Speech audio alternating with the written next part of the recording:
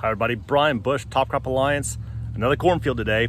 We're checking disease progression, checking pollination. So it's been a while since we looked at some ears. So I thought I'd peel back another ear and kind of show you where we're at. So in this field here, we're probably about 9 foot tall, which is fine. We don't have to be 15 foot tall to still have full yield potential. There's some disease in the lower canopy here. Get down in here, some gray leaf spot in these lower leaves. Not overly concerning, but still enough we might want to manage here as we get through pollination here. One of the exciting things I've been seeing a lot today, because we're out here in the field quite a ways, but look at this. We've got 2 ears on this plant, and this plant, and this plant, and this plant. If we can keep these ears, if we can hang on to these, we've got some phenomenal potential in these plants. So I'm not ready to give up just yet. If you were on the fence about spring fungicide or not, man, keeping these plants healthy, happy moving forward here makes a lot of sense towards giving us that yield potential.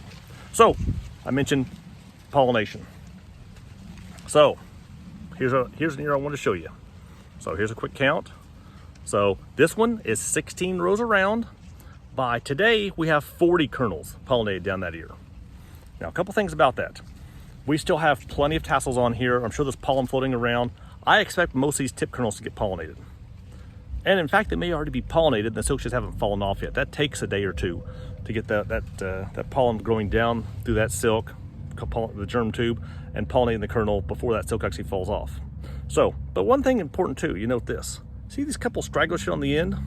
Well, in many cases, this field had long silks before the first tassels came out. So it's very likely, because this year we're sitting like this, that some of those upper silks blocked the pollen from getting down here to these lower silks. So the first silks to come out are at the bottom of the ear. The last ones to come out are at the top of the ear. So hopefully we'll get some wind blowing around here and we'll get all these silks kind of pollinated. And if you can look real close, probably not likely, but see how this one right here is kind of curved, kind of curling a little bit? It's also shrinking up as you get towards that, right towards the kernel there. That's the process that happens as it falls off. So that silk kind of starts shrinking up and then pinches off when it falls off. So this one right here, I'm pretty confident it's been pollinated. These, we still have to wait and see a little bit more, but time will tell here on these. Bottom line, 2 ears per plant, some disease moving in, good conditions so far, good potential here. I've had a couple people say, well, how much more money would I want to throw at this crop? Well, keep in mind, if you're not happy with the 16 by 40, I understand. But while number of kernels is important, total kernels, kernel weight, sorry, let me say that again, weight per kernel adds a lot more yield than you'd ever think. If we can go from 90,000 kernels per bushel to 80,000 kernels per bushel, that's between 20 and 25 bushel yield increase just by increasing the size of those kernels. A lot of that happens during the last 3 weeks of grain fill. So how much starch can we pack in late in the season there? And shoot, if we can get down towards 70,000, the difference between 90 and 70,000, that can be almost 40 to 50 bushel difference.